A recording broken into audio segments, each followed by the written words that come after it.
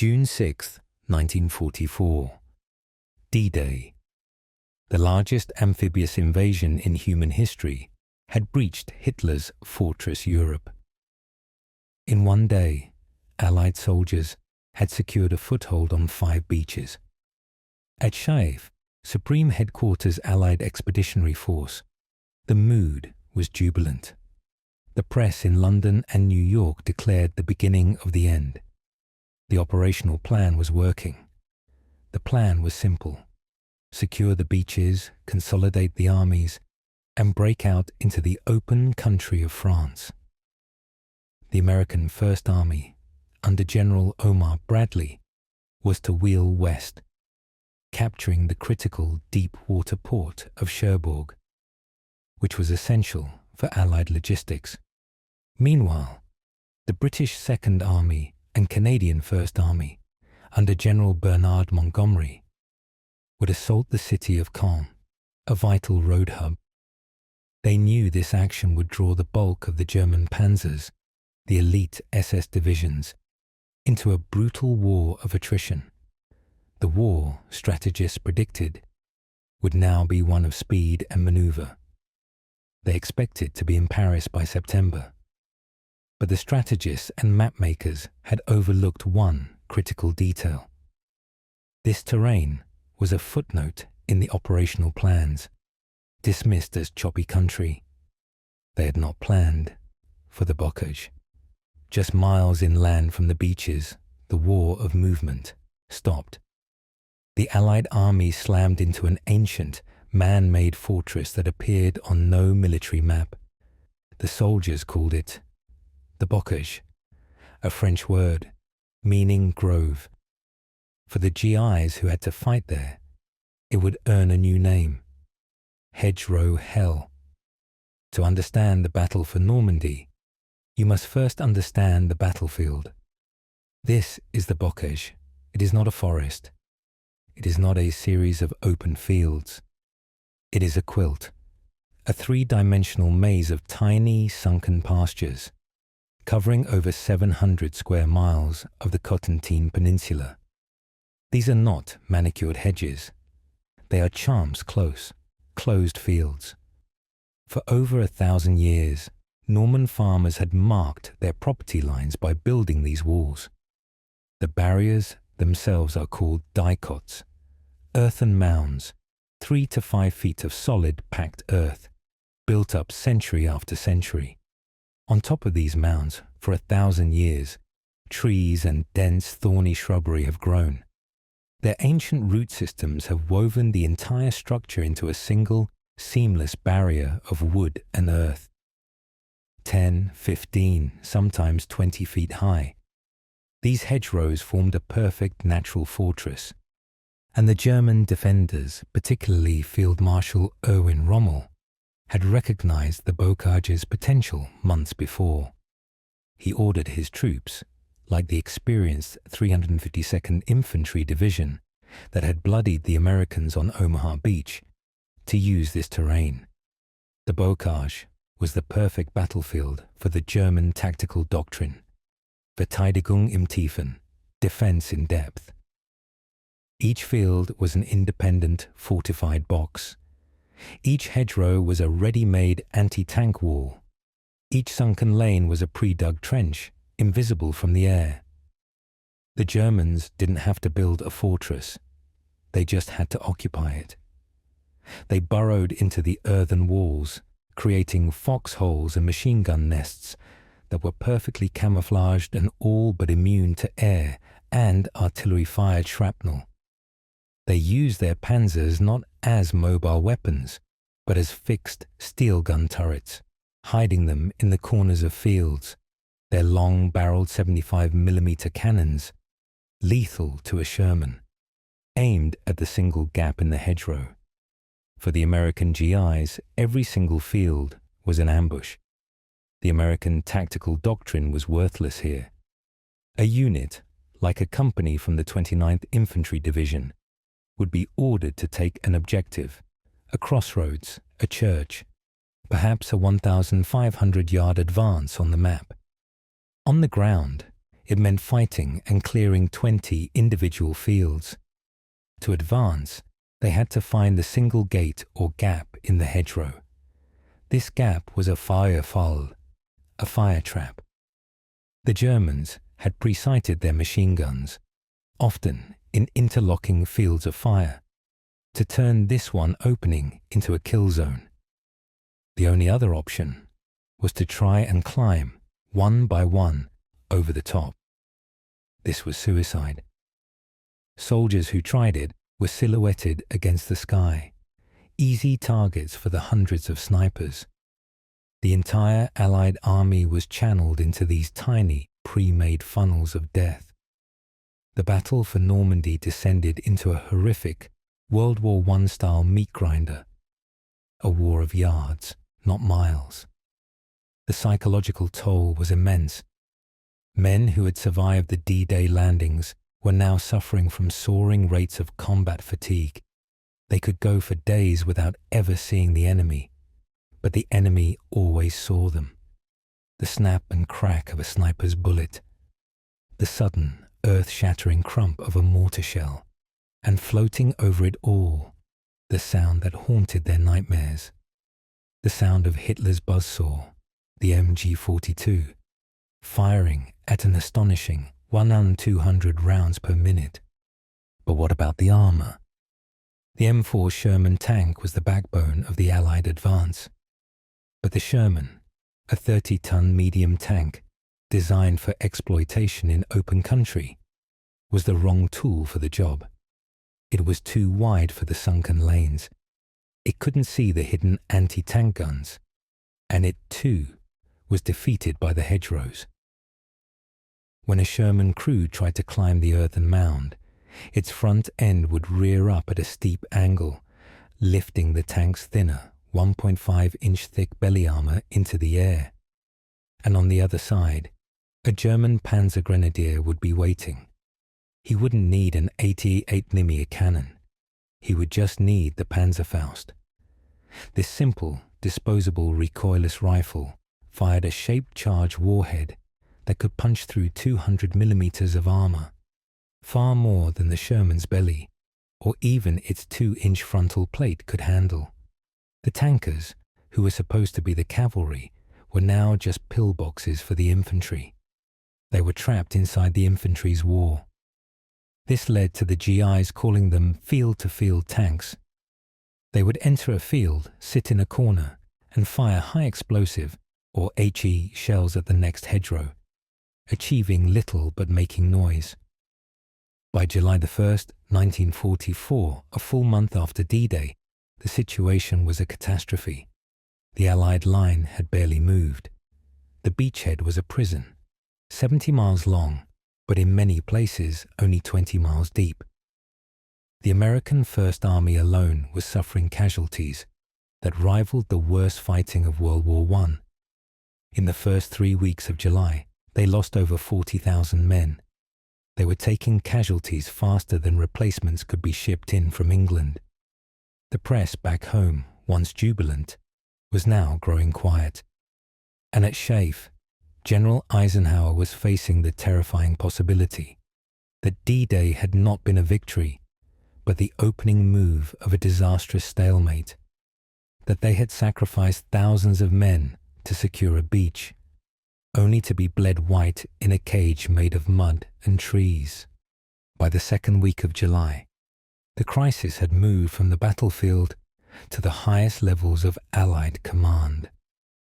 General Eisenhower, the supreme Allied commander, was a man of diplomacy and organization, but his patience was at its breaking point. He was under immense political pressure from Washington and London to break out of the beachhead. The V-1 flying bombs had begun to fall on London, and every day the Allies were stuck in Normandy was another day. The Red Army was chewing up the Eastern Front, getting closer to Berlin. Eisenhower's frustration was aimed at his ground commanders, Montgomery and in particular Omar Bradley. General Bradley, commander of the American forces, was a quiet, methodical man. He was known as the GI's general. But he was now stuck in a tactical nightmare he couldn't solve. His command, and that of his subordinate, General Lightning Joe Collins of the 7th Corps, was based on American doctrine, firepower, and maneuver. The Bocage neutralized both. What do you do when your doctrine fails? You try to solve it with technology. The first, most obvious top-down solution was air power. The Allies had total air supremacy over Normandy. The Luftwaffe was almost non-existent, so Bradley and his commanders called on the Air Force. They sent fighter bombers, P-47 Thunderbolts, to strafe the hedgerows. It was useless. The pilots, flying at over 300 miles per hour, couldn't see the camouflaged German positions. Their 50 caliber machine gun bullets were absorbed by the tons of earth. So they tried medium bombers, B-26 Marauders. They dropped 500-pound bombs on the hedgerow lines. This was also ineffective. The bombs, unless they were a direct hit, which was almost impossible, would just throw more dirt on top of the Germans, who were safely burrowed deep inside the mounds. In some cases, the bombs actually made the German defenses stronger by creating even more craters for them to hide in. The second top-down solution was artillery. The Americans had the finest artillery in the world. They had a numerical superiority of more than 10-1 over the Germans. They fired hundreds of thousands of shells. Just like the bombs, the artillery was defeated by the earth. Standard high-explosive shells, set with point-detonating fuses, would explode on contact with the hedgerow, spraying shrapnel harmlessly into the leaves and air. They tried delay fuses, designed to penetrate the earth before exploding. This was slightly more effective, but it was like trying to kill an ant with a cannon. The sheer number of German positions, thousands upon thousands of them, made it an impossible task. The artillery could suppress the Germans. It could make them keep their heads down, but it could not kill them. The moment the shelling stopped, the GIs would advance, and the MG-42s would open up again. The third top-down solution came from the engineers. If you can't go over it, and you can't bomb it, just level it. The Army Corps of Engineers brought in their standard issue M1 bulldozers. These were powerful machines, but they had two fatal flaws. First, they were unarmored. A bulldozer operator sitting in the open was the easiest target on the battlefield. Snipers picked them off with ease. The engineers responded by welding makeshift armor plates to the cabs, creating what they called armored dozers. But this revealed the second, more critical flaw. They were slow. A bulldozer had to stop at the hedgerow, drop its blade, and slowly, painstakingly try to claw its way through. This process could take 5 to 10 minutes per hedgerow. During that entire time, the bulldozer was a 20-ton stationary target. The Germans would simply wait for the dozer to stop and then hit it with everything they had. Panzerfausts, anti-tank guns, even just tossing sticky bombs onto its engine deck. The bulldozers were destroyed faster than they could be brought to the front. By mid-July, every top-down solution had failed. The air power, the artillery, and the engineers had all been defeated by the Norman hedgerows. The failure sent the tactical problem back to the men dying on the front line. If the generals couldn't solve the Bocage, the GIs would have to. The infantry, bled white by the Feuerfalle gaps, developed their own brutal slow-motion tactics. A squad would be on the line, pouring rifle and machine gun fire at the next hedgerow. This tactic, known as marching fire, firing from the hip while advancing, was almost entirely for suppression. It was inaccurate, and it wasted an enormous amount of ammunition. but it was the only way to keep the German MG-42s from firing accurately. While one squad was suppressing, another would have to corkscrew.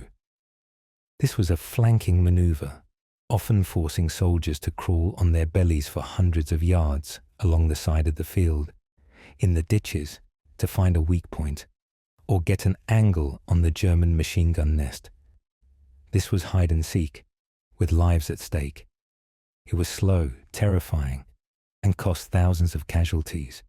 When a single machine gun nest could not be outflanked, the engineers were called in. A team from a combat engineer battalion would be tasked with blowing a gap.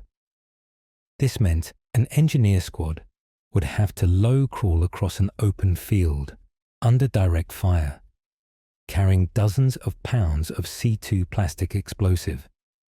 Their job was to place these satchel charges at the base of the earthen mound.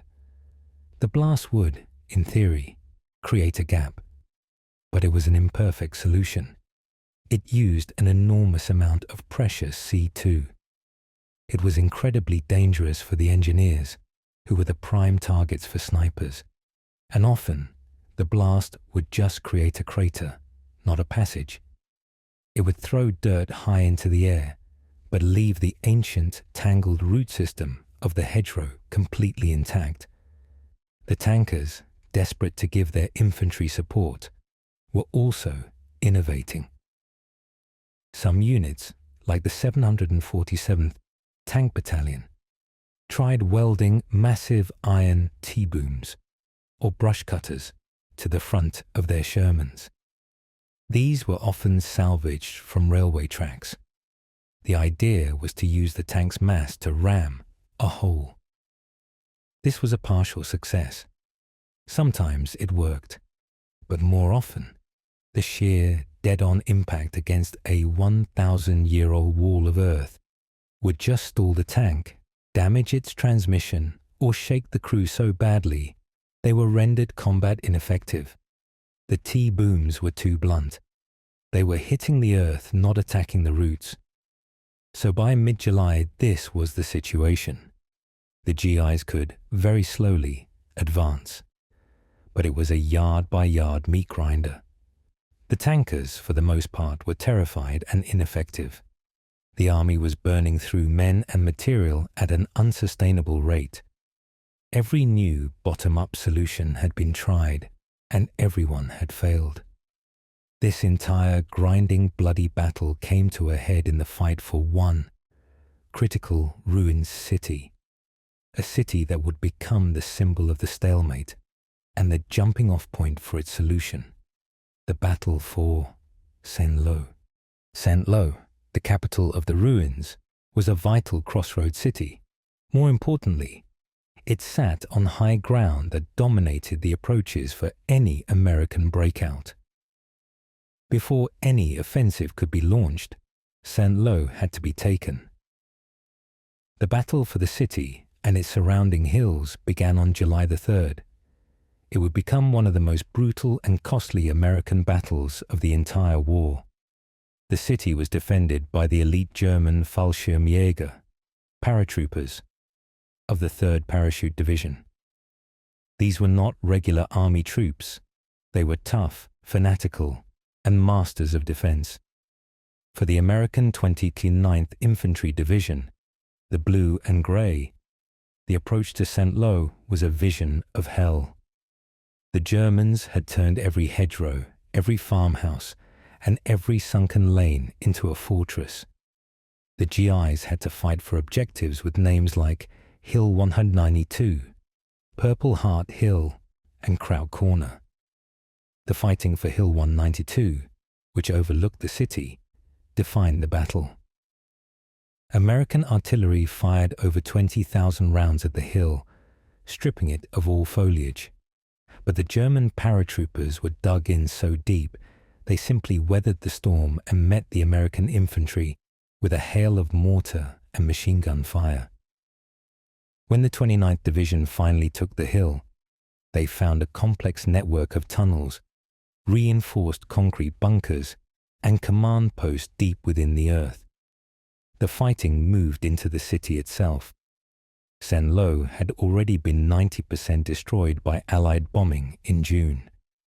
Now the Americans had to fight the Germans in a landscape of rubble. It was a sniper's paradise.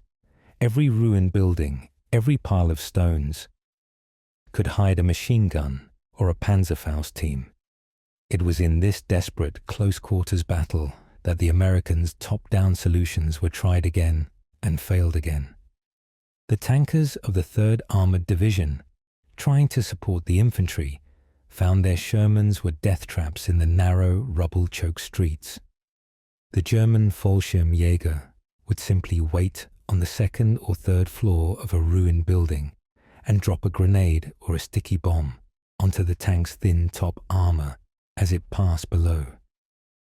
The battle for Saint-Lô raged for 3 weeks. When the city was finally declared secure on July 23rd, the 29th Infantry Division had suffered over 5,000 casualties to take one small city. The 30th and 35th Divisions, fighting on the flanks, had also been bled white. The battle was a victory, but a Pyrrhic one. It had cost the Americans thousands of their best men. It had consumed weeks of time, and it proved beyond a shadow of a doubt that this yard-by-yard tactic was a recipe for disaster. General Omar Bradley had his city, but he was also at his breaking point. He was fresh out of ideas. It was during this exact, desperate time frame, as the battle for Saint-Lô raged, that a 29-year-old sergeant in a different sector, part of the 2nd Armored Division, was looking at the same problem and had a crazy idea. In the 2nd Armored Division, known as Hell on Wheels, a 29-year-old tanker sergeant named Curtis Culin Jr. was watching his men die. Culin, from New Jersey, was a mechanic in the 102nd Cavalry Reconnaissance Squadron. His unit, which used light M5 Stuart tanks and M4 Shermans, was stuck in the same nightmare as everyone else. His tankers were terrified, their machines rendered useless by the hedges. The problem, as Culin saw it, was simple. The tanks were trying to go over the hedge, which exposed their belly. The bulldozers were trying to push through the hedge, which was too slow. The answer, therefore, was to go under it. The eureka moment, according to legend, came during a conversation with another soldier from his unit, Sergeant Tennessee Roberts. Roberts, a farm boy, supposedly remarked to Culin, "If we only had a plough on the front of these tanks, we could plough right through these hedges just like we plough a field back home." A plough, not a battering ram, not a bulldozer blade. A plough. A plough doesn't push the earth. It cuts into it and uses a moldboard to lift and turn it.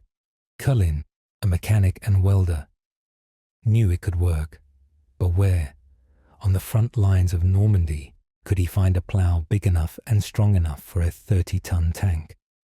He didn't need one, because the Germans had already provided the perfect raw material.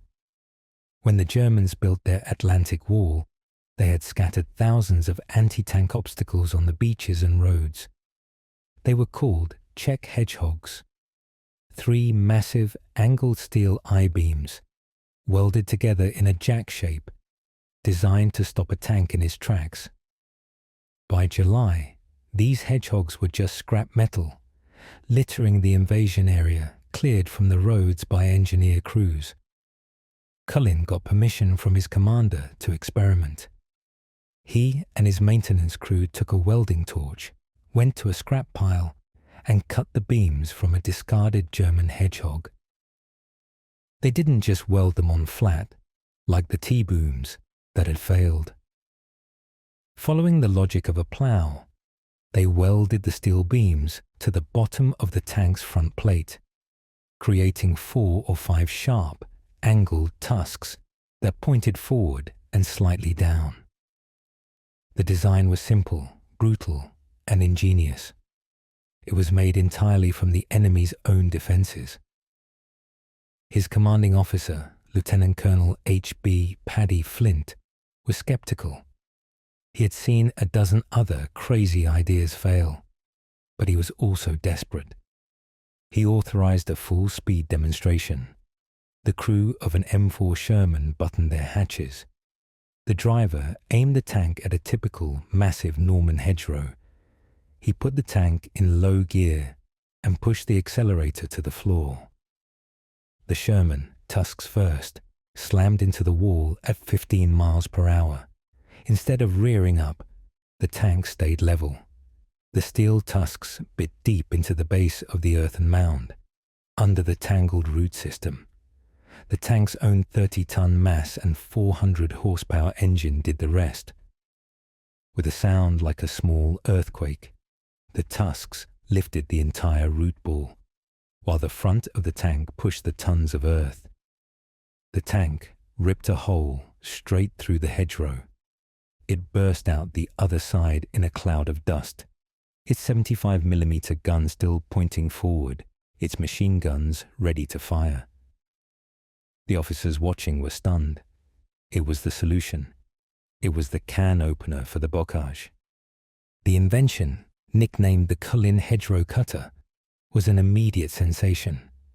Lieutenant Colonel Flint, Cullin's commander, knew this was more than just a clever battlefield fix. It was the strategic key. He immediately contacted his division commander, Major General Leland Hobbs. Hobbs, seeing the device in action, was so impressed that he bypassed the normal, slow-moving channels of army ordnance and red tape. He arranged a special demonstration for the one man who needed to see it most, General Omar Bradley. Just days after the brutal conclusion of the battle for Saint-Lô, General Bradley traveled to a nearby field to watch Sergeant Culin's invention. Bradley, a man at his breaking point, watched as a modified Sherman, which he had never seen before, smashed its way through a hedgerow that his army had been fighting for weeks. He was stunned. In his memoirs, Bradley would later call it an astonishing performance. He saw the solution to his entire nightmarish problem. The top-down bombs, artillery, and bulldozers had failed. The bottom-up solution from a 29-year-old sergeant worked. Bradley didn't hesitate. He didn't send it to a committee. He immediately ordered every maintenance and ordnance depot in the 1st Army to stop all non-essential work. Their new #1 priority was to build and install Culin hedgerow cutters on every available tank. It was a logistical race against time. The army didn't have enough welding rods. They didn't have enough steel beams. Bradley ordered the wrecks of the Czech hedgehogs to be collected from every beach and roadside. When that wasn't enough, he ordered the port commanders at Cherbourg to dismantle the massive steel port-wrecking obstacles the Germans had left behind. The steel was cut up and trucked to the front lines, where welding crews worked 24 hours a day, in secret, often under camouflage nets to hide the new invention from German reconnaissance planes. The device was officially named the Culin device, but the GIs gave it a better name, the Rhino. The tankers, once terrified of the hedgerows, were now driving 30-ton steel plows. Their morale soared. They finally had a weapon that could take the fight to the enemy. Sergeant Curtis Culin was awarded the Legion of Merit, but General Bradley wasn't just building a new weapon. He was building a new plan. He now had the can opener. It was time to combine this sergeant's crazy welding trick with the single largest concentration of air power in the history of warfare. The plan had a name: Operation Cobra. The invention, nicknamed the Culin hedgerow cutter, was an immediate sensation. Lieutenant Colonel Flint, Cullin's commander, knew this was more than just a clever battlefield fix. It was the strategic key. He immediately contacted his division commander, Major General Leland Hobbs. Hobbs, seeing the device in action, was so impressed that he bypassed the normal, slow-moving channels of army ordnance and red tape. He arranged a special demonstration for the one man who needed to see it most, General Omar Bradley. Just days after the brutal conclusion of the battle for Saint-Lô, General Bradley traveled to a nearby field to watch Sergeant Culin's invention. Bradley, a man at his breaking point, watched as a modified Sherman, which he had never seen before, smashed its way through a hedgerow that his army had been fighting for weeks. He was stunned. In his memoirs, Bradley would later call it an astonishing performance. He saw the solution to his entire nightmarish problem. The top-down bombs, artillery, and bulldozers had failed. The bottom-up solution from a 29-year-old sergeant worked. Bradley didn't hesitate. He didn't send it to a committee. He immediately ordered every maintenance and ordnance depot in the First Army to stop all non-essential work. Their new number one priority was to build and install Culin hedgerow cutters on every available tank. It was a logistical race against time. The army didn't have enough welding rods. They didn't have enough steel beams. Bradley ordered the wrecks of the Czech hedgehogs to be collected from every beach and roadside. When that wasn't enough, he ordered the port commanders at Cherbourg to dismantle the massive steel port-wrecking obstacles the Germans had left behind. The steel was cut up and trucked to the front lines, where welding crews worked 24 hours a day, in secret, often under camouflage nets to hide the new invention from German reconnaissance planes. The device was officially named the Culin device, but the GIs gave it a better name, the Rhino. The tankers, once terrified of the hedgerows, were now driving 30-ton steel plows. Their morale soared. They finally had a weapon that could take the fight to the enemy. Sergeant Curtis Culin was awarded the Legion of Merit, but General Bradley wasn't just building a new weapon. He was building a new plan. He now had the can opener. It was time to combine this sergeant's crazy welding trick with the single largest concentration of air power in the history of warfare. The plan had a name: Operation Cobra. Operation Cobra was General Bradley's masterstroke. It was a plan of breathtaking violence and scale, designed to do what the Allies had failed to do for 7 weeks: break the line. The objective was no longer to take the next field or the next village. The objective was to create a clean, 4-mile-wide hole in the German front, and then pour the entire weight of the American army through that hole before the Germans could react. The plan had 2 phases. Phase 1 was brute force. It was the top-down solution of air power, but on a scale that dwarfed anything seen before on the Western Front. The target was a small rectangular patch of ground, just 4 miles wide and 1.5 miles deep, just west of Saint-Lô. This was the territory held by the elite, battle-hardened German Panzer Lehr Division. Bradley's plan was to use the 8th and 9th Air Forces, America's strategic and tactical bombers, as a form of flying artillery. He called for 3,000 aircraft. First, P-47 Thunderbolt fighter bombers would come in at low level, dropping napalm and fragmentation bombs to suppress the German anti-aircraft, or flak, batteries. Then, medium bombers, B-26 Marauders and A-20 Havocs, would hit the front line itself. And finally, the heavies, over 1,500 B-17 Flying Fortresses and B-24 Liberators, would fly over, not in their usual 20,000-foot formations, but at a lower altitude, to lay down a carpet of high-explosive bombs. The goal was simple: to annihilate every living thing, every tank, every gun in that 4-mile sector, to create a moonscape that the German defenders could not recover from. Phase 2 was the bottom-up solution. This is where Sergeant Culin's crazy trick came in. Immediately after the last bomb fell, the ground attack would begin. But this time, the infantry of General Lightning Joe Collins's 7th Corps would not be advancing alone. They would be advancing with their tanks. The Rhino Shermans would not be held back, firing uselessly from a corner. They were now the armored battering rams of the infantry. They would advance side by side with the GIs. The bomb-blasted earth would be full of craters, and the hedgerows, though shattered, would still be obstacles. The rhinos were the key. They would ignore the craters, smash through the broken hedges, and keep the attack moving. They were the can opener that would rip open the hole. And once that hole was ripped open, a new secret army, held in reserve and led by a general who was chafing at the bit, would be unleashed.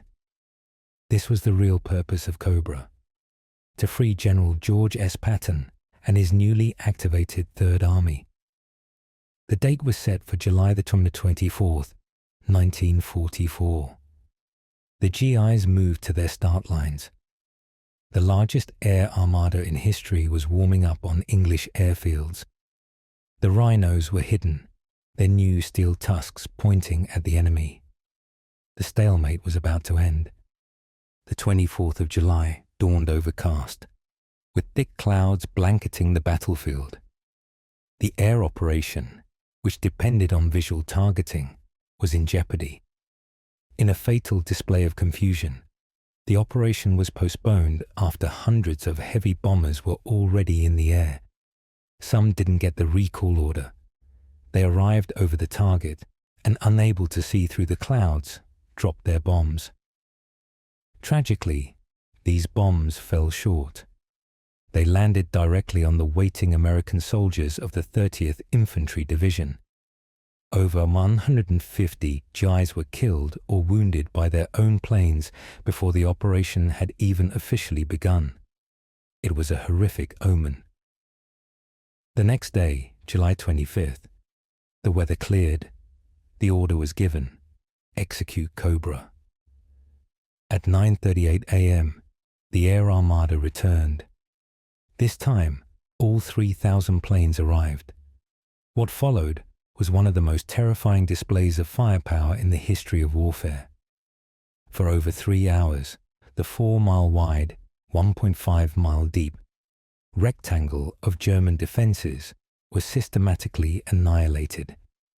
The fighter bombers came in first, dropping napalm that incinerated the hedgerows and trenches. Then came the medium bombers. Finally, the heavies. Wave after wave of B-17s and B-24s, flying in massive sky-darkening formations, released their payloads. It was carpet bombing. Over 4,700 tons of high explosives and fragmentation bombs were dropped in a concentrated box. From the ground, it was the apocalypse. The earth itself heaved, bucked, and exploded. For the German Panzer Lehr Division, it was an experience beyond the comprehension of even the most hardened Eastern Front veterans. Men were vaporized in their foxholes. Tanks were flipped upside down like toys. Command posts, buried deep in the earth, were crushed. Soldiers who survived were shattered, deafened, driven mad by the concussion. The division's commander, Fritz Bayerlein, later reported that 70% of his frontline troops were dead, wounded, or had gone crazy. But the horror was not confined to the German lines. Once again, the bombing went wrong, whether due to wind drift, smoke, or pilot error. Bombs again fell short, this time in a far deadlier cascade. The same 30th Infantry Division GIs, huddled in their jump-off trenches, were engulfed in fire and steel. The earth erupted around them. General Omar Bradley, watching from a forward command post, was nearly killed himself. The friendly fire was devastating. It killed 111 American soldiers and wounded nearly 500 more. Among the dead was Lieutenant General Leslie J. McNair, the highest-ranking U.S. Army officer to be killed in action in the European theater of operations. The front line was a moonscape, a dazed, crater-filled smoking hell. The German defenses were obliterated, but the American assault troops were disorganized, terrified, and in shock. This was the critical moment. The plan was on the verge of collapse. It was into this chaos that General Lightning Joe Collins gave the order, "Advance." The attack began at 11 a.m. It was a disaster. The surviving GIs of the 30th and 9th Infantry Divisions, dazed and shell-shocked from the friendly fire, were slow to get out of their foxholes. Their commanders were dead. Their radios were destroyed. They advanced into a landscape of smoke, dust, and craters so large they could swallow a tank. The German Panzer Lehr Division, though effectively destroyed as a coherent unit, was not entirely gone. Pockets of stunned fanatical survivors emerged from the dust. Machine gun nests that had been in deep reinforced bunkers opened up. The attack was faltering. The GIs, pinned down by the few remaining German guns, went aground. This was the exact bloody stalemate of the past 7 weeks, repeating itself in a smouldering, cratered hell. The entire operation, the lives of the GIs killed by their own bombs, the thousands of tons of explosives, all of it now balanced on a knife edge. This is when the Rhinos hit the line. The tank crews of the 2nd and 3rd Armoured Divisions, buttoned up, advanced into the smoke. Where before they would have been stopped by the 1st Hedge-Row, they now had Sergeant Culin's steel tusks. The cratered moonscape, which would have been impassable, was now just an obstacle course. The Rhinos, with their wide tracks, crawled in and out of the bomb craters, their guns firing. They reached the first shattered hedgerow line. The GIs, still pinned down, watched as the Shermans did something they had never seen before. The tanks didn't stop. They didn't try to go over. They didn't wait for an engineer. They hit the broken earthen walls at full speed. The Culin cutters bit deep into the blasted earth. The Rhinos ripped through the remaining roots and mounds, smashing their way through. They burst into the next field, their 30 caliber machine guns firing, their 75mm cannons blasting the surviving German nests from the flank and rear. This was the can opener in action. Seeing the tanks advance through the walls, the infantry was galvanized. They rallied. The new tactic was born in that moment. Tank infantry teams. The GIs followed in the path carved by the Rhinos, using the 30-ton machines as mobile shields. The Germans, who were used to stopping tanks at the hedgerow gaps with a Panzerfaust, were now being hunted. A Sherman would suddenly create its own gap, bursting through the foliage from an unexpected direction, its guns already firing. The German defense, which was based on a static, fortified line, completely unraveled. There was no line anymore. By the end of the day, July 25th, the American 7 Corps had smashed a 2-mile deep hole in the German front. The Panzer Lehr Division had ceased to exist. The next day, July 26th, General Collins committed his exploitation force, the 1st Infantry Division and the 2nd Armoured Division. This was the test. Was the whole real? The Rhinos of the 2nd Armoured led the way. They met the next line of defense, the remnants of a 2nd German Division, who had not been carpet-bombed and were expecting a traditional attack. They were not prepared for the Rhinos. The American tanks smashed through field after field. The stalemate was broken. By July 27th, Lightning Joe Collins's divisions had advanced over 10 miles. They had captured the key crossroads of Marigny. The German front was not just broken, it was shattering. The hole was wide open. General Omar Bradley picked up his phone. He made the call that would change the entire war in Europe. He was calling General George S. Patton. The Third Army was to be activated, effective August 1st. Patton, who had been held in reserve for this exact moment, was finally unleashed. What happened next was not a battle. It was a breakout. General Patton's Third Army, held in reserve for this precise moment, was a coiled spring of fresh armored divisions. They poured through the gap that Lightning Joe Collins and the Rhinos had ripped in the German front. This was the moment the war changed. It pivoted from the slow, grinding slaughter of the Bocage to a new, high-speed blitzkrieg. This time, an Allied blitzkrieg. The German commanders, particularly Field Marshal Günther von Kluge, were in a state of shock. Their entire defensive strategy was based on the assumption that the hedgerows would always slow the Allies down. They assumed that even if the Americans broke through the first line, they would be forced to fight for the next, and the next. This is where Sergeant Culin's invention had its most profound strategic effect. The Rhino was not just a secret weapon for Operation Cobra. By now, the welding crews had outfitted over 60% of the M4 Shermans in the entire American First Army. As Patton's armor, the 4th and 6th Armored Divisions fanned out. They did not get stuck.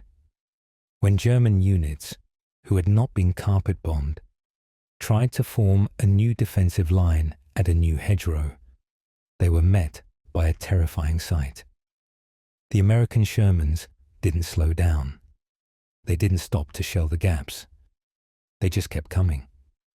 The Rhinos allowed Patton's columns to ignore the German defenses. If a crossroads was held, the lead tanks would simply smash a new road through the adjacent fields. The German tactic of defending the Feuerfalle gaps was now completely, systemically useless. The German defense, which was entirely linear, was now being flanked and encircled on a micro level, field by field, and on a macro level, as Patton's columns raced south and east, deep into the German rear, cutting supply lines and capturing bridges before they could be blown.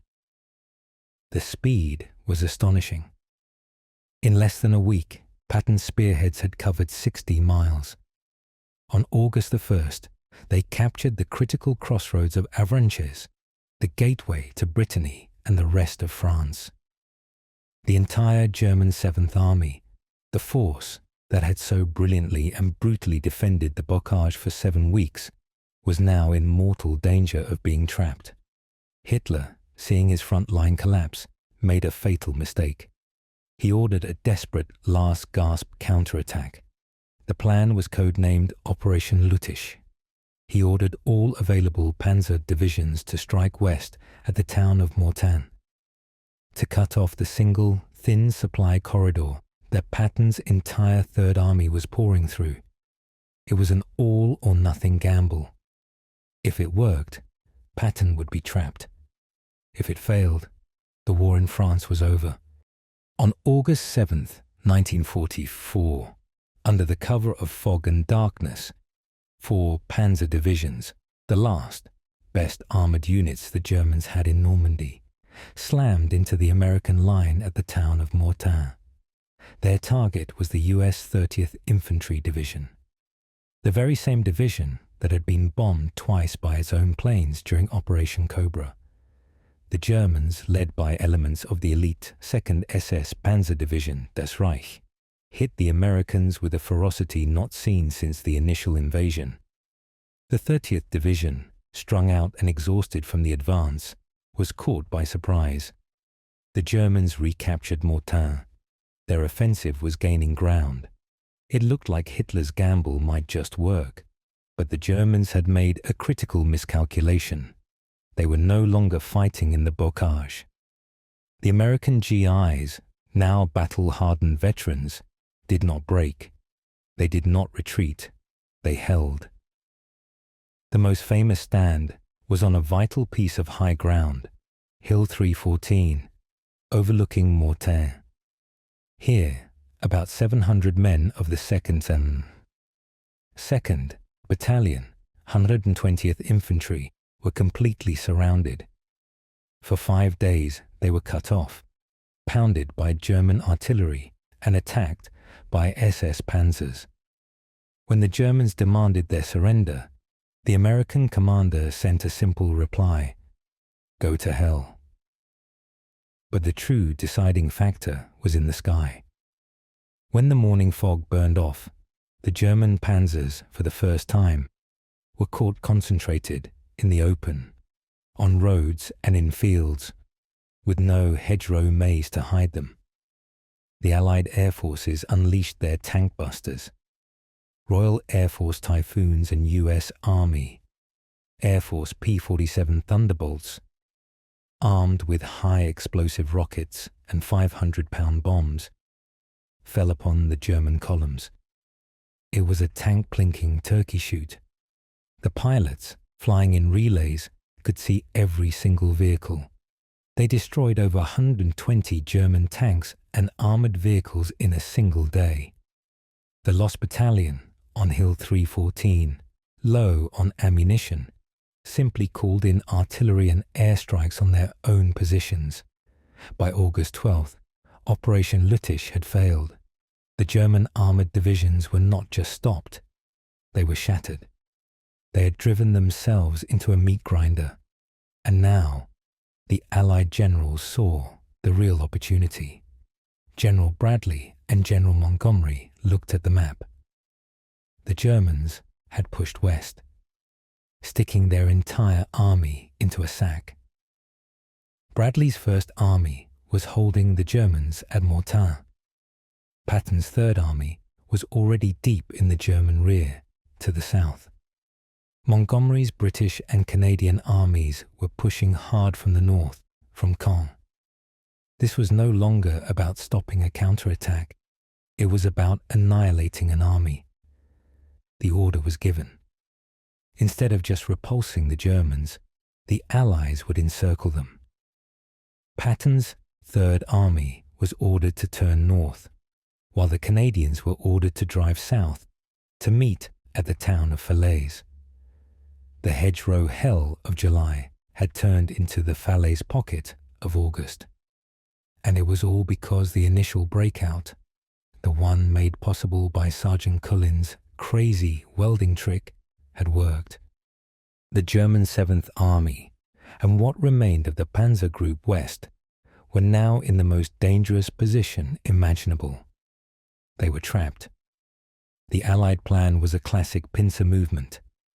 The Americans, under Bradley and Patton, formed the southern arm of the pincer. The British and Canadians, under Montgomery, formed the northern arm. The Polish 1st Armoured Division, attached to the Canadians, was given the critical task of slamming the door shut at the eastern end of the pocket. For the German soldiers trapped inside, the situation was no longer a battle. It was a desperate flight for survival.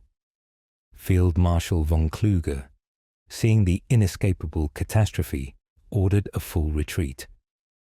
But it was too late. The Allied air forces, now unopposed, dominated the pocket. Fighter bombers roamed at will, attacking the panicked, retreating German columns. The roads were jammed, bumper to bumper, with tanks, trucks, artillery, and horse-drawn wagons. They were easy targets. The pocket became a 12-mile-long corridor of death. The GIs and British Tommies who witnessed it called it the Falaise Gap. Allied artillery, firing from the high ground on both sides of the pocket, poured an unceasing, murderous rain of high explosives onto the trapped army. They didn't even need to aim. They just fired into the compressed mass of men and machines. The German army, which had fought with such discipline and fanaticism in the hedgerows, completely disintegrated. What followed was a rout, a slaughter.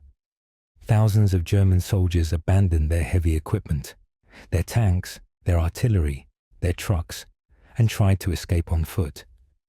They waded across the Dives River, only to be cut down by machine gun fire from the heights. The key to the entire pocket was Hill 262, a commanding piece of high ground known as Machuga, or the Mace, which the Polish 1st Armoured Division had captured. For 3 days, the Poles held this hill, completely surrounded by desperate, fanatical SS units trying to break out of the pocket, and other SS Panzer units trying to break in to rescue them. The Poles fought with incredible bravery, cut off and under constant attack. They held the hill. They kept the gap sealed. When the pocket was finally officially closed on August 21st, 1944, the scale of the victory was staggering. The German 7th Army had ceased to exist. In the Falaise pocket, the Germans lost over 10,000 men killed, and 50,000 men were taken prisoner. But the equipment losses were total. The ground was littered with the burnt-out husks of over 2,000 tanks, assault guns, and armoured vehicles, thousands of artillery pieces, and over 7,000 trucks were abandoned. General Eisenhower, visiting the scene days later, described it as one of the greatest killing fields of any of the war areas. It was literally possible to walk for hundreds of yards at a time, stepping on nothing but dead and decaying flesh. The Battle of Normandy was over. The 7-week-long nightmare in the hedgerows had ended in one of the most decisive Allied victories of the entire war. The German army in France was not just defeated, it was annihilated. The road to Paris was now wide open. There was nothing left to stop the Allied advance. On August 25th, 1944, exactly 2 months after Operation Cobra had begun, General Patton's Third Army and the French 2nd Armoured Division rolled into Paris. The city was liberated. The Allied armies didn't stop. They raced across France, covering hundreds of miles in a matter of weeks, pushing the shattered remnants of the German army all the way back to the borders of Germany itself. The greatest generation had achieved its greatest victory, but that victory and the liberation of all of Western Europe was never a certainty. It had balanced on a knife edge in the Hedge-Row Hell of Normandy. For 7 brutal weeks, the most powerful army ever assembled had been fought to a bloody, stagnant halt by a 1,000-year-old network of earthen walls and a few thousand determined German defenders. The top-down solutions of the generals, the strategic bombing, the massed artillery, the heavy bulldozers, had all failed, costing thousands of American lives for every yard of mud. The stalemate was not broken by a brilliant new general. It was not broken by a new billion-dollar weapon from a government laboratory. It was broken by a 29-year-old sergeant from New Jersey. It was broken by Sergeant Curtis G. Culin, who, tired of seeing his friends die, looked at the enemy's own obstacles and had a crazy idea. It was broken by a welding torch and a few pieces of scrap steel that turned a 30-ton tank into a 30-ton plow. The Rhino was the key. It was the simple, bottom-up invention that allowed Operation Cobra to succeed. It was the can opener that ripped open the German line, unleashed Patton's army, and turned a war of attrition into a war of annihilation. The Hedge-Row Hell had finally ended, thanks to one sergeant's crazy welding trick.